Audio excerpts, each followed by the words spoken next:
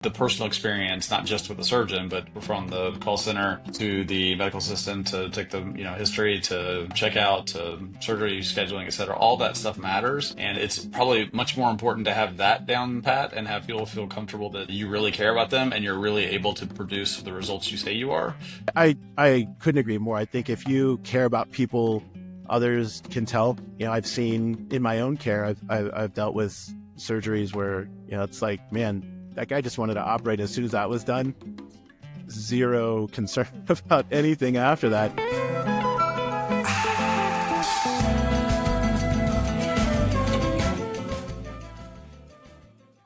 All right, welcome to today's episode. We're excited to have Dr. Colin Pero, a double board certified ENT specialist and facial plastic surgeon, joining us. Dr. Pero and I have worked together since 2018, and when we met, he was trying to transition from his ENT practice to a full-time schedule in his facial plastic surgery practice. I'm proud to say that he achieved that goal several years ago and that we were able to help him reach that goal. So today I want to speak with him about his career and how he's built and maintained a thriving facial plastic surgery practice in a competitive market. Welcome, Dr. Pero. Why don't we start with you introducing yourself and we'll dive in. Great. Colin Pero, originally from Dallas, back in Dallas now as a double board certified ENT facial plastic surgeon. I got 4 little kids. I'm married to a wonderful woman who's also a doctor in a different field in women's health, OBGYN, functional medicine. So practice has evolved a lot, which I think we're going to get into, but primarily do a lot of rhinoplasty, a lot of otoplasty, several other things on a regular basis. But it's been a journey. I'm in my 16th year of practice now. There's definitely kind of some segments that you could divide it up into that have been the transition as time's gone on. So I also have a 6-month-old puppy, so apologize for that. Hey, no worries. No, I actually appreciate the intro. I mean, that journey is exactly what I want to talk about. The podcast that we've been putting together is really to focus on just real stories that get down to what it's like being in practice and what success looks like, because in my experience, there's so many variations of what that is. So we'll jump into it here and start off by, how did you get into medicine and what inspired you to become a doctor? Sure. So nobody in my family in medicine. My dad was kind of the opposite. He was a health insurance executive, so do without what you will. But we've had some spirited conversations. I always liked the idea of being a professional, so I went to Baylor for undergrad in Waco, and went there thinking I wanted to be either pre-law or pre-med. Wasn't sure which one. No offense to the lawyers out there, but I eventually thought maybe I'd sleep better if I went to medicine. So I took a physiology class, which is basically how the human body works at a molecular level. Loved that, and so that kind of sealed the deal. When you go to med school, the first couple of years are more college, like kind of book based, classroom based, whereas the last 2 years are more clinical based. So you really aren't sure what you're going to do until you get into the clinics and the hospitals, et cetera. And decided to like surgery. And there's a long story about how I decided on ENT, but I don't know how much time we have. But I like I like the idea of the variety of it. You could work on in newborns, you could work on the elderly, you could work on hearing loss, you could do professional voice, you could do facial plastic surgery. So the variety of all of it, I kind of appealed to me. And then once I got into ENT, the challenge of being good at nasal surgery was kind of appealing to me. And so my fellowship was pretty heavy in complicated nasal surgery in Chicago. And so that's what a lot of my practice has been about for the last 15 years. Well, and then, so when you and I met, you were part of North Dallas ENT. You started your ENT practice going, and now we've grown to where you're full-time on your facial plastic surgery practice. But tell me about entering the group. Why did you enter the group? How was that? Yeah, so I thought about going into academics and had kind of a verbal agreement to do so. It didn't work out from very fortuitous reasons. And so then I was kind of late in the game looking for a practice to join. This is in 2009. 2008, 2009 was my fellowship year. There were some economic downturns around that time. And so doing things that as a elective cosmetic surgeon was kind of tough. There were a lot of people that came out a year or so before me that had trouble making it, just making rent. And so I always liked general ENT. It wasn't an issue to want to do some of that. So it felt like it made sense to join the ENT practice and build the facial plastics part of it.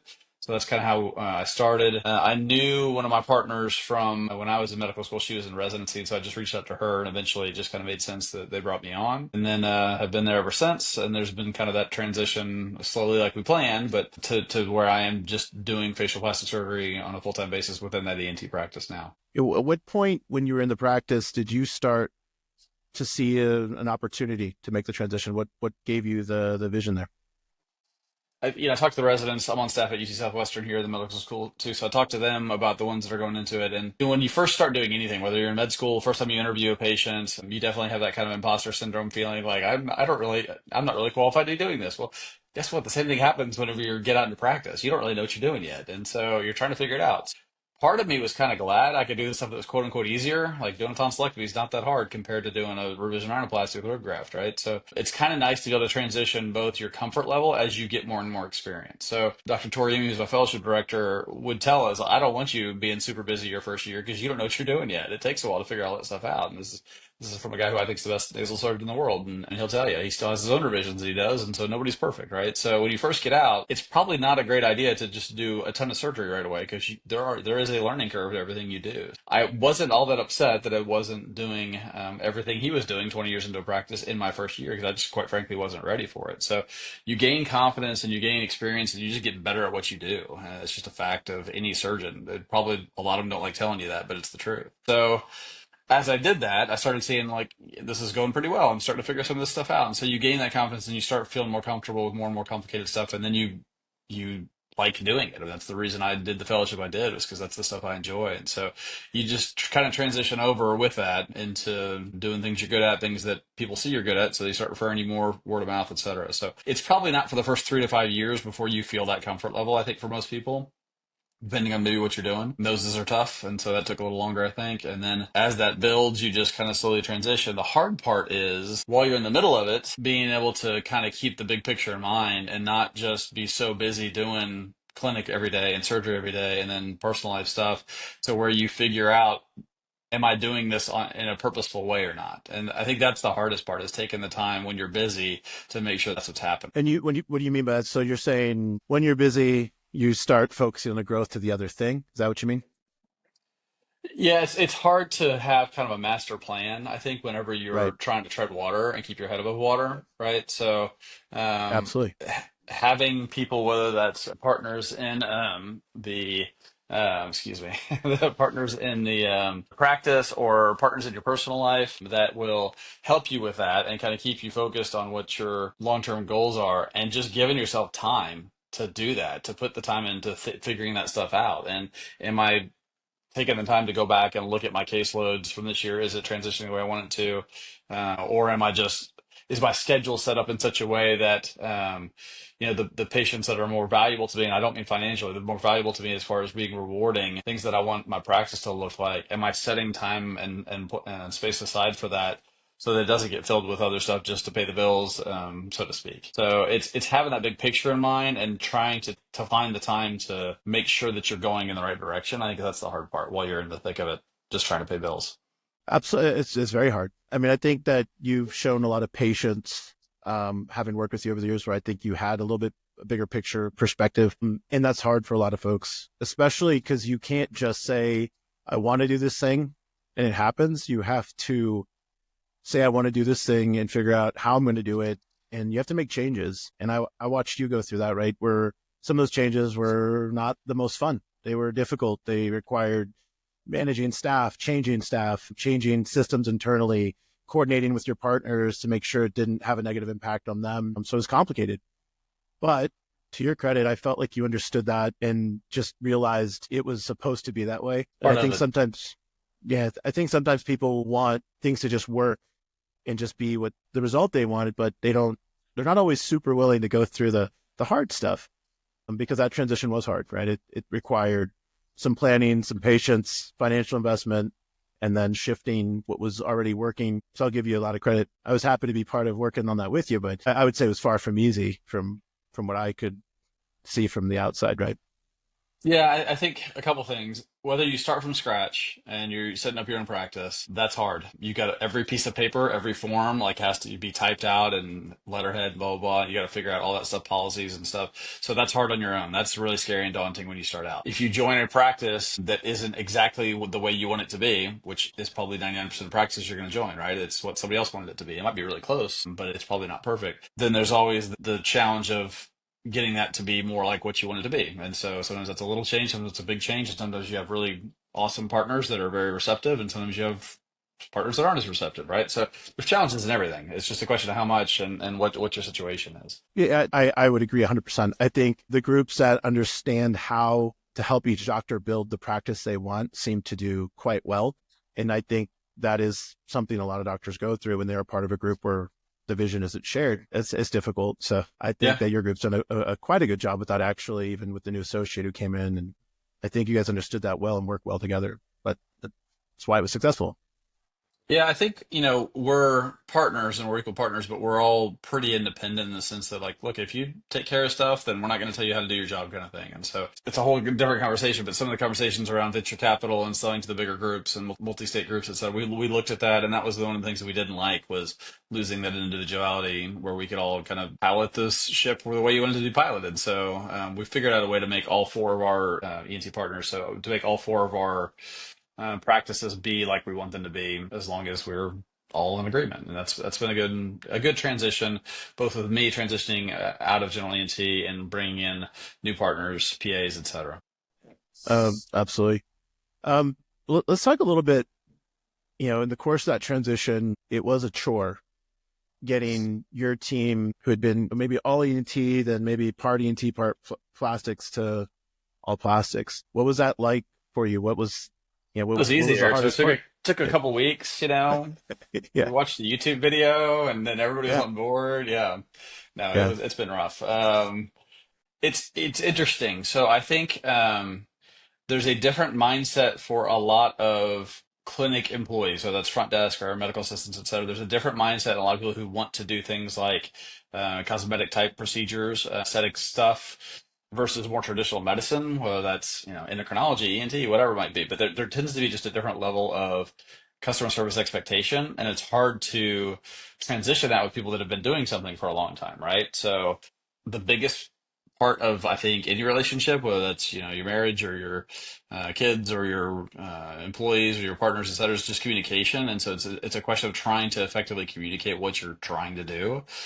If you do that and it's still not happening, then you may need to find somebody different in that role. And quite frankly, I think that probably happens a lot because people are just used to doing things one way, and it's hard to transition for a lot of people. So, but yeah, that was tough. Either A, trying to get people to change, or trying to find the right person that could survive in that culture that's been kind of set up one way for a long time. So, not really anybody's fault, just kind of the way things are. And so, you got to find your people. For me, it was kind of trying to find a silo of people within the practice that were kind of like-minded and understood the goals and the differences. And once that got set up, it's been a lot easier. My kind of right-hand man, so to speak, she's awesome. She's my scheduler, so she came from a plastic surgery background, so she's able to help communicate that goal. So I think having somebody with that experience has been really, really key.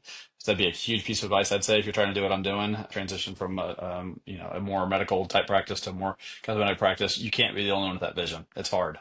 So you got to bring somebody in with some of that with that practical experience, and it's helpful just to have that, and not just to be able to communicate it to the other employees, but also to help you, number one, keep moving in the right direction, but number two, have some ideas you hadn't thought of. So part of the transition too is it's not just what do you want to do?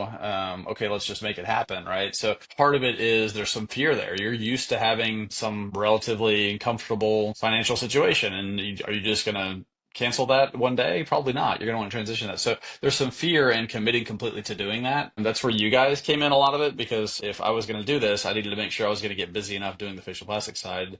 You could be the best surgeon in the world, but if nobody knows about you, you're not going to be busy, right? And so having you guys come in and help me kind of communicate what we do and how we do it, and our success has been huge. So part of it is what you do, part of it is getting people to know about it. Another interesting thing on that point, get some anxiety about, okay, I'm a facial plastic surgeon inside an ENT group. I don't have necessarily the fancy office and environment, or, equivalent to what some others might have. And I'd shared from my personal experience that actually shouldn't be a hindrance if we're bringing the people in for the right reasons, and your team can handle the experience. It is about the personal experience. So do we have a fountain up front? Do we have, all these bells and whistles? But you guys do have a very nice office, actually. And I think there was definitely some trial and error. I mean, it was tough to get the right people in. We went through COVID, some hiring issues that followed that.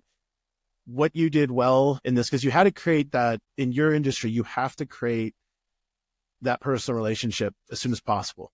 like from the time they see you on your Sure. website, videos, the Yep. first phone call, you have to create that environment where you're taking care of them and they're connected to you and your team. So the building itself, if you look back, I mean, you could answer that question. I mean, does you look like the building itself was a factor, or we were able to build a culture in the team, but it took time to nurture that, create that, from what I remember.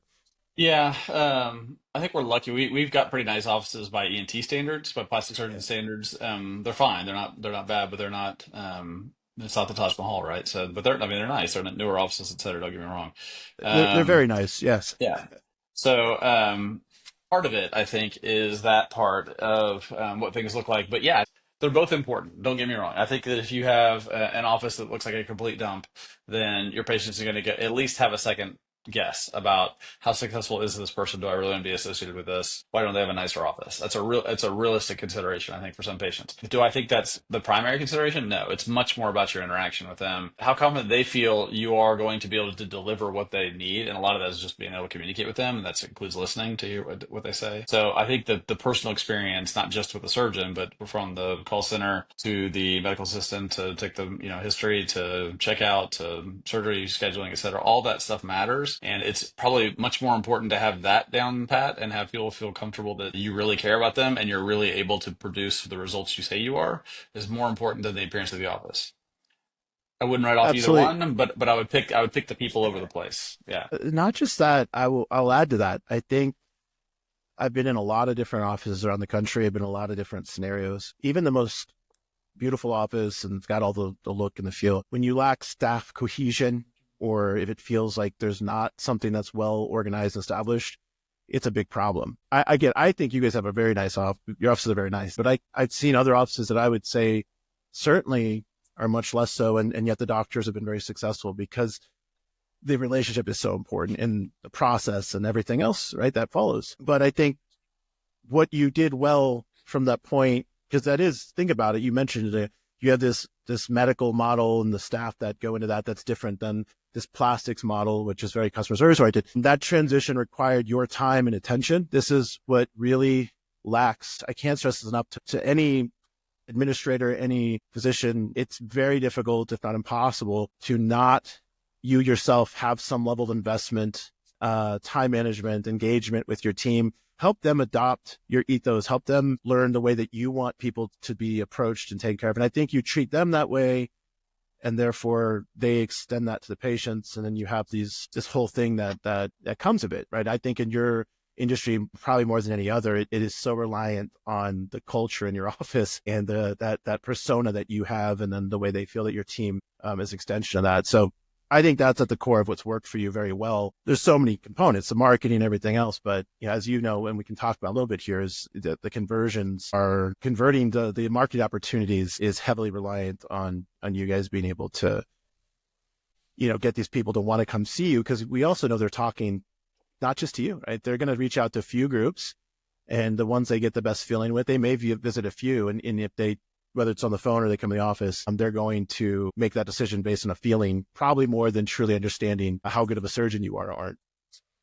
There's going to be some selection bias here, but you know, a lot of, especially for rhinoplasty, a lot of patients will see more than one surgeon, and so I hear reports about, oh, I went and saw this guy and it was awful, or I liked him okay, or whatever. And so, and in Dallas, there's a ton of people that do this stuff, and so I know most of them. The feedback you get just from hearing about other people, good and bad, is helpful to see too, because you'll people are not dumb. I mean, people get a feel, and they know if you're telling them the truth or not. They know that if you what you're telling them, you really believe it, and then if your staff doesn't uh, give off the impression to these patients that that's 100% what you're about. Either that's obtaining the results or taking their interest at heart, really caring about the patient, caring about the results, etc.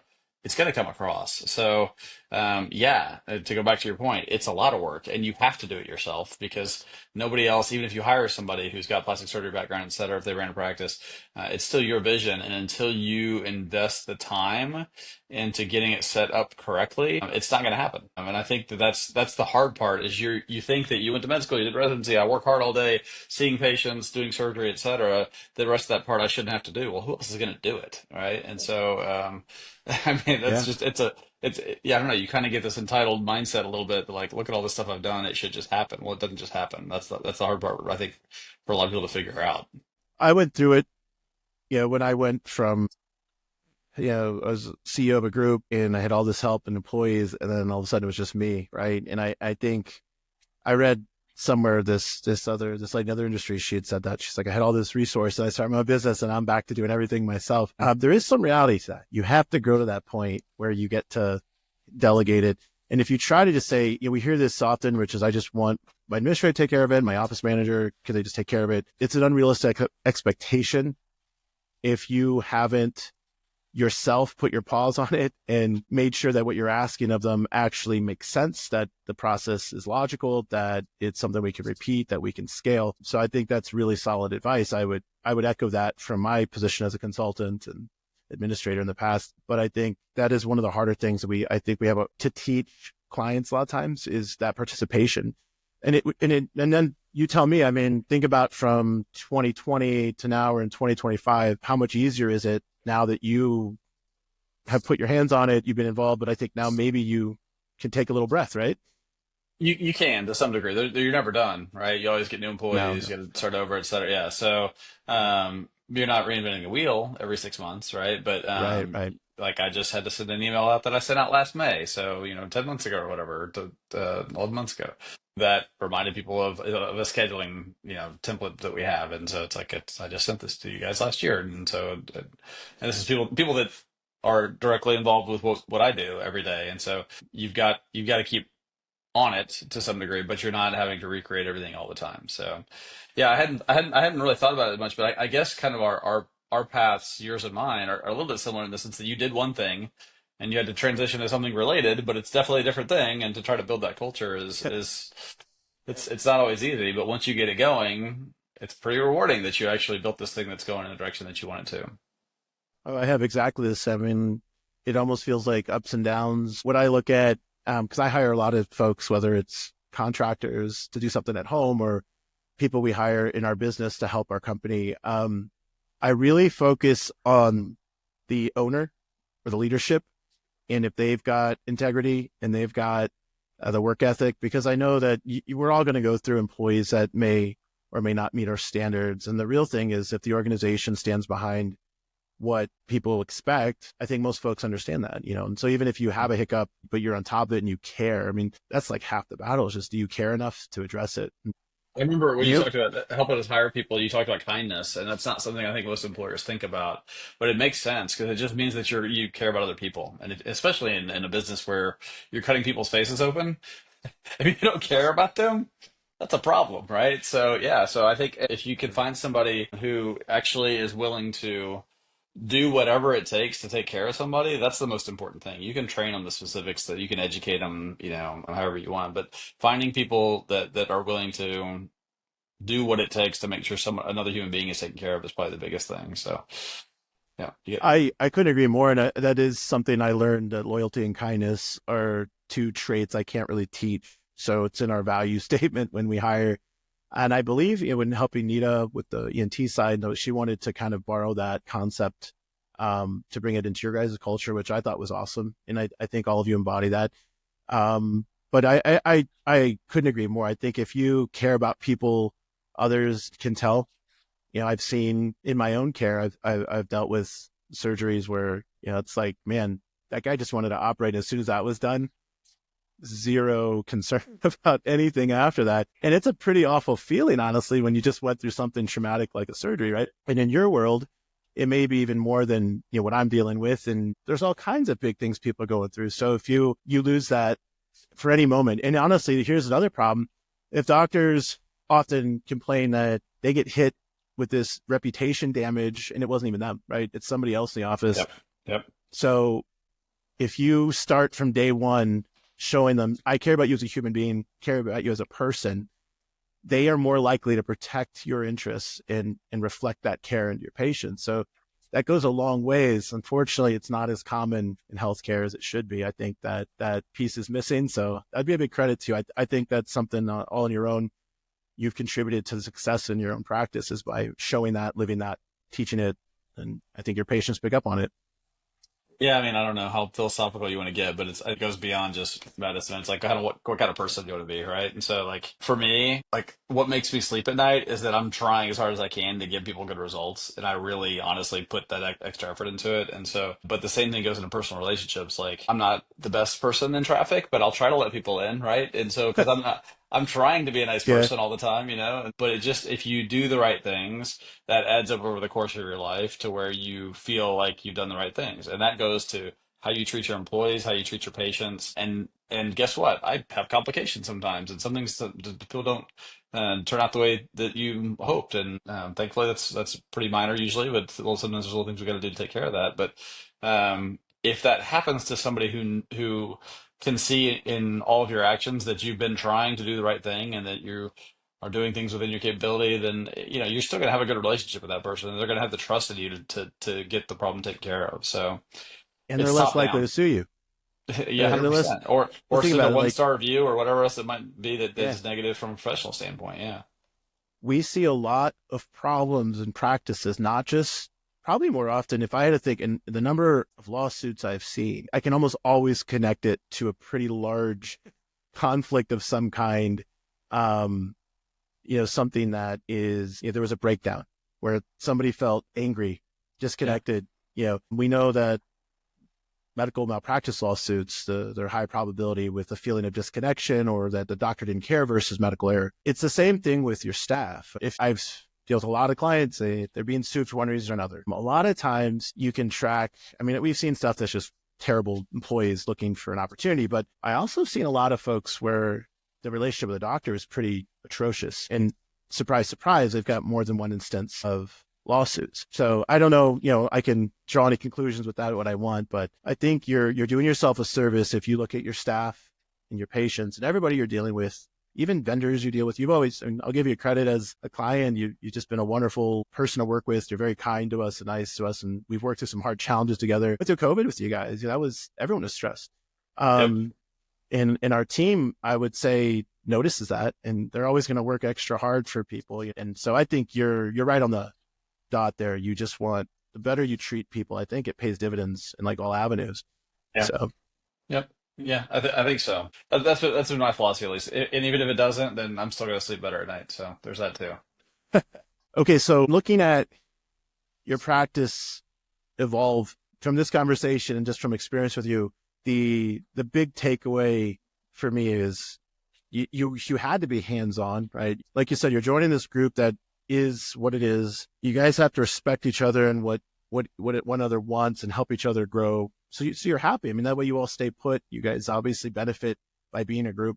You have to manage to build that thing you want, which required a lot of patience. And I just want to double down on that because I often use the term, and I think it's accurate. It feels like you're wading through cement. And I tell people that when you get that feeling, that means it's working, and assuming you're doing the right things. It never really goes as fast as you want. But the trick is, and this is where I think you and I got along pretty well from early on, is, I was able to provide a certain amount of experience and insights that you were able to look at and trust, and you look for guidance on certain things, and you've had other individuals that you've worked with who've helped you. And this is something I've talked about with other clients is just how important it is for you to not try to do everything yourself, right? You got to be involved, but that doesn't mean you do everything yourself.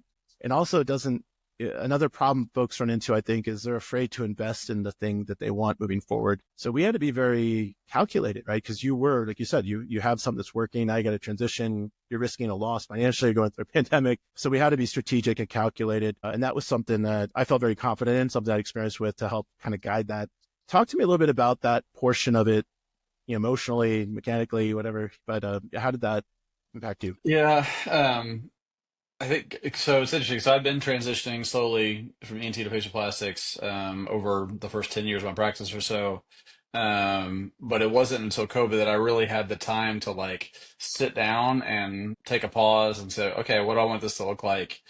Because guess what? I'm not seeing, 20 something patients today because I've got some time because the world shut down, right? So it gave me that pause to be like, okay, this is how I want this to happen. We'd worked with you guys already, and so I had trust that you could help us get us there. And so then it just came down to like, how are we going to make it happen, right? So, well, if we set up my clinic templates that I wanted to see this many rhinoplasty consults and this many other general facial plastics consults on this day, and here's where my post-ops will go, and let's see if we can fill it up, right? But let's analyze it. Let's see what's happening. Are we, let's do monthly reporting. And no, I don't necessarily, I'm not going to freak out about a week or a 2 week period, but if things over a 3 to 6 month period aren't going the way we are, why aren't they? And so having somebody that can help you with that part is crucial, because you just said, yeah, you got to be hands-on, but you can't do everything. Well, if you try to do everything, then you're not going to get everything done that you want to get done, right? So because there's just not enough time to practice as a surgeon as well as run a business, which is what you're trying to do. So yeah, you absolutely 100% have to get help if you want to get to the heights you want to get to. So it was about having that pause and then having a collaboration with some of my staff and with you guys to figure out what needed to happen, and then just analyze what was happening to make sure things are continuing to trend in the right direction. And we still do that. We look at our conversion trackers as far as the number of consults we get, how many of those turn into surgery, how many do not, and we look at why that trend over a long period of time is good or bad or whatnot. And that's just one example, but you're looking at things proactively. You're not just reacting to things that happen on a week-to-week basis. You're actually trying to look at long-term trends so that your practice is developing the way you want it to develop. If you don't have somebody helping you do that, it's really hard to take the time and be able to look at it from that 30,000-foot view to make sure that you're going in the right direction. And that's a very important thing you're sharing there. And remember, I was the client side. I was the CEO of a group, and I had 2 plastic surgery groups, and I've been through your side of it, which is a lot of people making promises that I didn't know if they were able to keep or not. I mean, I went through a number of relationships trying to find help. And so I've been on that side. What I learned from that experience when we had things go wrong was I needed to better understand what I'm managing. I needed to understand the data. And that's kind of what our whole company was born on, is from that experience. I remember when you and I first met, you're like, I don't know you from Adam, right? Like, you're this new guy. And so we just sat down and looked at the data. And I remember us going, well, I'm glad you asked. Let's take a look at what you're trying to do and why, and the data that drives our decisions that we're going to make. And I think that you had enough information, understanding individually, that you could decide if I was telling the truth or not. And then we got to work.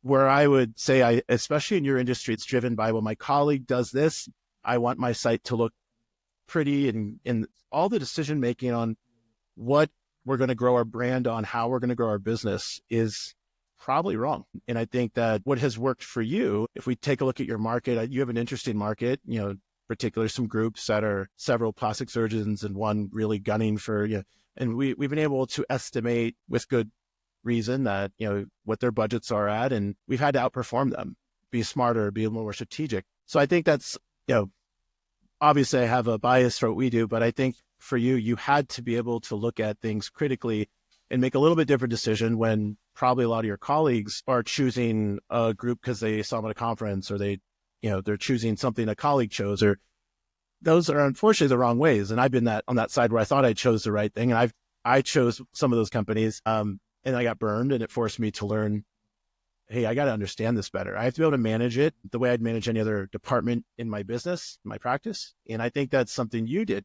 pretty well. Obviously, I'm biased. You chose me. That's great. But no, but I think it's an important thing. And I'd love to hear you kind of share that insight with colleagues, because in my experience, I've seen people make these choices they're doing the best they can, but they're using the wrong criteria. And then 4 or 5 companies later, they're really upset. They're frustrated. They're not getting the results. They've wasted money. I'm Yeah, curious your thoughts on that. you go to a plastics meeting or a combined, aesthetic meeting, whatever. There's people set up there that will do your SEO, will do your website, and look at how pretty this is. And so it's tempting to see that stuff, and you think it must be working because it's attractive to you. You're like, oh, this is a good looking website, etc. I think it's analogous to some of the social media stuff. It sounds like it should be working, but unless you can really analyze it and prove that it's working, then it's hard to see the value there necessarily. I think it kind of goes back to what we were talking about earlier. If you just do things the right way, then you're not just trying to have short-term success, right? And so I like the fact that your group was more worried about like setting things up for longer term success than it was just about this latest change in the algorithm. We changed this and it'll be popular, and all of a sudden they changed the algorithm, and all that work we put in is wasted, right? So you guys are more focused on building, I think, a solid foundation when it comes to SEO, especially, and website design. as opposed to, and I feel like we're talking about my office again. You didn't make an ugly website, but is it the prettiest, like flashiest, like what plastic surgery website out there? No. But is that the most important to me? It's important, just like my office is important, but it's not the most important. So I think Yeah, I think we have similar mindsets in how we run our businesses. Period. Obviously, what we do for a living is different, but yeah. absolutely. I mean, like we continue to evolve. What's interesting is I see gorgeous, flashy, state of the art websites, even ones where they're making beautiful videos and the doctor looks, all this glamorous image, and then they don't show anywhere up on Google. Like, I'm like, great. So you just spent all this money, all this video, and nobody finds you. And now Yeah. you're paying for TV ads, you're paying for billboards, which is way more expensive. And from numerous accounts we've tracked, it's less effective. Max out Google.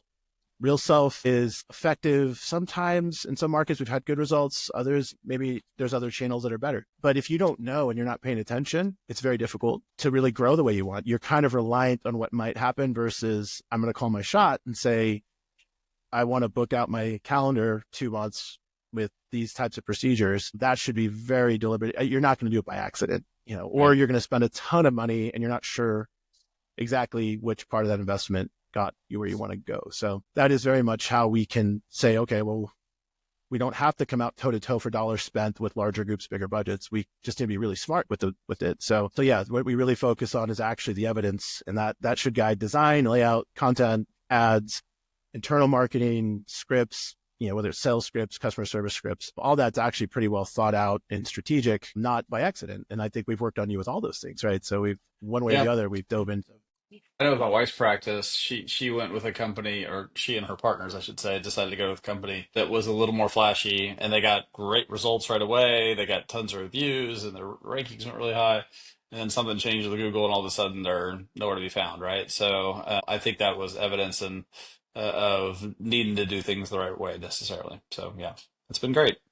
And I think with us, it's not more. There's always going to be some cyclical changes. I think as things go, there's other whether your competitors are changing things and becoming more competitive as far as rank lists, et cetera. The algorithm changes, et cetera. There's always going to be kind of ups and downs, but I think the general trend has always been positive with us. There's not the great big peaks and valleys with it. So that's been obviously ideal. Yeah, and I'll give you that insight. I think the promises out there that people want is something that's fast acting and exponential. In my experience, I'm a facial plastic surgeon. I'm aware of those desires. Yeah, we do something yeah, that's easy and fast and looks great. yeah, Okay, sure. Uh-huh. and cheap and as cheap as Yeah. possible. Yeah. Yep. Yep.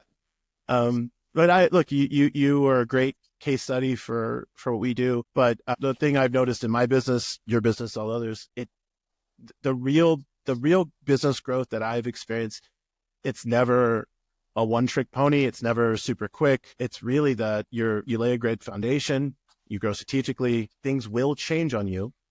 You have to pivot, know when to pivot. And it's hard to do that if you aren't tracking and monitoring and assessing. So yeah, Yeah. I think that that would apply to my business. That would apply to yours. And I think that's in healthcare. I feel like things are about 10 years behind other industries. I feel like a lot of decision making is lacking that. So that was a really interesting point you brought up earlier. Something I would want to drive home is, really take the time to be involved, like we've been talking about, but understand what you're managing, understand that if it seems too good to be true, it probably is. It's seldom that you're just going to have a quick fix that's going to long term do what you want. Yep. It's true just about in everything in life. It's too good to be true. It probably is, and you probably have to build things the right way if you want it to last. A shocker, right? Yeah. Well, let's, looking at, we've kind of jumped around a little bit to what's going into all the things that are creating your success. But, what I'll share a little insight, just in terms of what we have done to support you. There's only so much we can do, obviously. Right? We will have weekly meetings. We're coaching the team. We're supporting the administrator, helping you recruit or hire, all these fun things. But what we had to do from day one is understand what success looked like to you. And I do remember those conversations early on. What is it? Where do you want to go? Like, how are we going to get there? And then we have to revisit that continually. And I think that in your monthly meetings, we're getting you the report so you can kind of look, and you are reading them, right? Not everybody reads the stuff, and you're coming in with questions, and we're problem solving. But what's driving that month in, month out is continued analysis and keeping a keen eye on the competitors. Like, people are constantly out there trying to outdo you, right? That's every business. So if we don't continue to watch your business internally and marketing, performance, call handling, all the fun stuff, and if we also don't continue to watch what the other guys are doing, it's really easy to just get complacent and start to think, okay, I'm good right now. Things are good. It's a matter of time before they're not. Something will happen. Somebody will make a move. There's more practices opening. This guy decides he wants to be the rhinoplasty expert in your market, whatever. Those things are always happening. So for me, that's what the smart marketing has been for you, is it's actually a lot of analysis. And then the punchline is we don't have to invest as much, I don't think, because now we're actually very optimized. We can control our spend and use it more wisely. And I think the same is true with your staff. You've been able to continually use the same approach with coaching your team, analyzing their performance, their sales, their conversions, all that fun stuff. It's the same philosophy. So in all areas, it's the analytics, it's the strategy, it's the constant analysis that's driving what I think has been very successful for you. Yes, 100%. That's key. You have to keep looking at it. I think the challenge is whenever you are successful, you just touched on this, is to try to keep not necessarily pushing, but just be vigilant, I guess, and make sure that just because things are successful now, that they're not going to change in the future. And so, yeah, I think it's helpful. I think I keep you guys a little bit accountable and vice versa by asking some questions like, why is this trend down from last month? Or why are the, website traffic up, but the actual, contacts are down? Just these little questions. And sometimes there's good reasons. Sometimes it's just weird variability. But if you don't look at the trends, then you're not, you don't want to wait and react to a big problem. You want to try to head it off at the pass. And so having those regular discussions, which I think a lot of doctors probably blow off meetings and reports like that. My partners tend to blow off reports, So if that's fine, but if that's what you're doing, then what's your expectation, right? So if you're not willing to put the time and effort into figuring it out, then you'll figure it out when it's probably too late. Gonna set it better. Yeah. It's an interesting thing. You mentioned your wife, and I think it just getting to know, because we with her previous practice, we worked with her and before she changed practices. So I've got to know both of you. But it's interesting having two physicians. And one thing I've noticed the two of you do well is prioritize family and not let work control everything, right? I think you both have often shown that as a priority. Talk to me about that. That's probably one of the harder things in private practice a lot of doctors struggle with. I'd love to hear Sure. what's behind that. This is a weird sentence to lead with, but I once saw something and it was talking about working out, being in shape, and all that sort of stuff, and it talked about like the mirror is a 100% direct reflection of how you treat your body. Like if you eat awfully, and if you don't work out, then this is what's reflected. So you are what you put into it, right? And so the same thing goes into your relationships, same goes good into your life, goes into your happiness, etc. If you're not thinking about those things, if you're eating, junk food and you're not working out, you're just letting life come at you and you're not thinking about being proactive about getting healthy, then, those things are going to take care of themselves where you're not a healthy person. Well, the same thing goes in relationships, whether that's marriage or kids or work or anything. So it's just being, I think, self-aware enough. Same thing as I talked about with the business, to be able to take the time to step back and figure out, how are we doing? Are we stressing each other out because we're running around with 4 kids and activities, etc. And we're not even communicating, the two of us. We are very blessed to have my parents close. And so I was talking to somebody about this recently who's a younger physician who's having kids. I was like, man, you can't underestimate how important it is to have family nearby, just because otherwise I've got kids 3, 7, 7, and 9 right now. And so those kids are active. And so if we didn't have a chance to get away, even if it's just for a couple days, once or twice a year, it's hard to reconnect in that setting. Kind of like what I talked about with the practice earlier. If you're in your practice every day, just trying to keep your head above water and not trying to guide it in the right direction, whatever direction it ends up in is whatever direction it ends up in, right? And so same thing with a relationship. You've got to invest the time in the relationship to make sure that you guys aren't getting dragged down by the day to day. And so you've got each other squarely in focus, and how you treat each other, and making sure that's a part of it too. So it really just comes down to being really honest about what makes you happy, right? And so if being happy is making a ton of money and working all the time, that might be fine for you. But do you think that's what's going to make your family happy? What happens if they're not happy, right? So you got to just be ask the hard questions and do what it takes, put the time in. I mean, I feel like we're talking about the same things over and over again, right? Put the time in, do things right, and it takes care of itself, right? It just happens to be, in this case, it's a relationship. So, yeah, I think it's just about that perspective. And it comes from her side too, because she's one of 10 kids and had a big family, and families are really important. So we don't have 10, but four is enough. Yeah. So yeah, it's just a priority. If things are a priority, you'll take care of them, and if they're not, then they won't be taken care of, right? So, Is it easier now than 5 years ago? Like when did it shift? um, so 5 years ago, I had two in diapers. So, this is how when you're a parent, you got like it's all these milestones. You think of about how you, Yeah. yeah. So we adopted our fourth one. So the only reason that's relevant is because it wasn't all of a sudden. Like we met the mom, and then 2 days later, she had the baby, and so all of a sudden we had a baby, right? So Yeah. that was hard. And then the set before that was my twins, so that was its own challenge as well. So as far as relationships goes, it's directly related to like the grind of raising kids for the last 9 years, right? So we joke about how like great life was when we could just, I don't know, you want to go look at couches today? Sure, why not? Like when you don't have kids, you just do whatever you want, right? So Yeah. Yeah. um, it gets exponentially harder, but then it gets easier too because they grow up and they can do their own things, and you don't have to wipe their butts, and they can take a bath by themselves and all that sort of things. It's just different. I wouldn't say it's better or worse. I think it's just different, and things change and grow, and I think it will get easier in some ways as far as time commitment. I think emotionally it gets harder as kids get a little bit older too, and so we'll see. That's yet to come. I don't have any teenagers yet, but yeah, I don't think there's a distinct period where I'd say like this was easy, this was hard. It's just different. Well, and the question for me is, your business has grown a bit now, and I imagine that probably gives you a little more time and attention toward family. That's been my case, right? The early stages of owning a company was all encompassing. It was a lot harder. After about 5 years, I started having more time to do family things than before, and I'm really happy for that. I think I'm happier. The kids are happier. My Yep. wife's happier. So Yeah, no, I think there's truth to that. I guess in retrospect, as my practice became less time intensive, kids became more time intensive, right? That's just kind of the way yeah, that exactly. correlated. Yeah, So, yeah, but that's good. I mean, I've got the time to do it, and when I can, I mean, if I've got enough heads up, I try to commit to going to see the Christmas play and all the stuff that it's easy to be like, oh, I'm a busy doctor, I can't do that stuff. Well, I took a right. week off and I was a chaperone to their trip to Quebec. My kids go to French speaking school, so they did a trip to Quebec, right? So again, look in the mirror. If you're fat, it's because you've been eating like crap and you haven't been working out.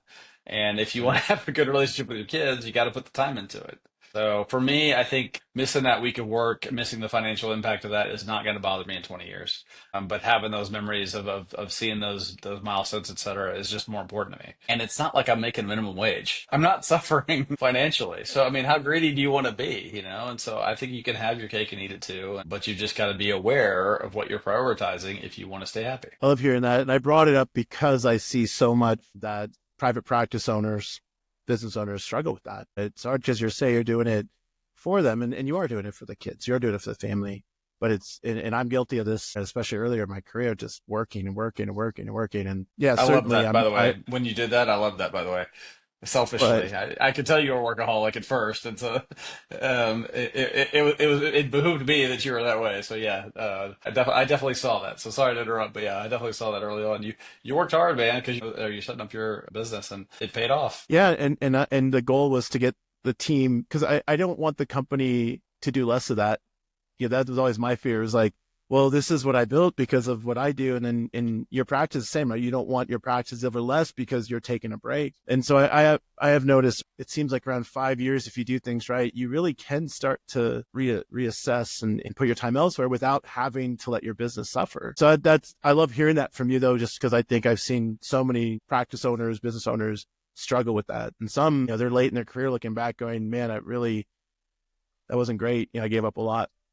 So it's an important Yeah. topic to me too. I'm learning as well. It's a balancing act because you've got to put the time in, like we talked about earlier, to get it to where you want it to Yeah. go. But you got to figure out that balance. But yeah, I think that's right. About 5 years, which is post COVID for me now, has been 5 years. Is probably about when it gets easier to say it's less about building and more about refining at this point. So you don't have to put it's not as time Sustaining. intensive. Yeah. All right. Well, what did we miss? Anything else that we didn't talk about? I think just as far as my relationship with Humana has been, it's been good because you guys have been flexible enough to listen to things that are priorities, and so you can change things. So it's not a cookie cutter approach. I think that's been something really important to me because I didn't always know what I wanted anyway, and it was going to change, right? And so I had to be flexible in that sense. And so I think that plus the communication, just like any other relationship, if things aren't going great, if you keep talking, then you can figure it out, right? So having a regular interaction has been huge, but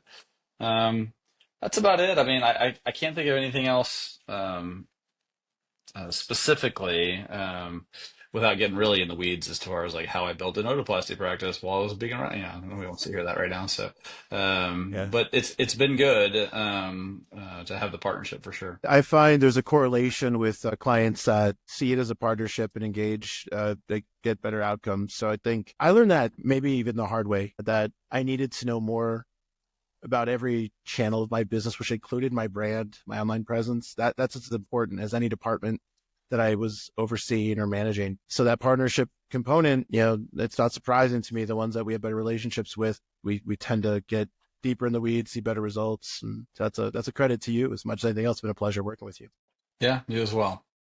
Love Fest. Well, I can't thank you enough for joining me today. Any closing thoughts for other doctors and administrators out there before we go?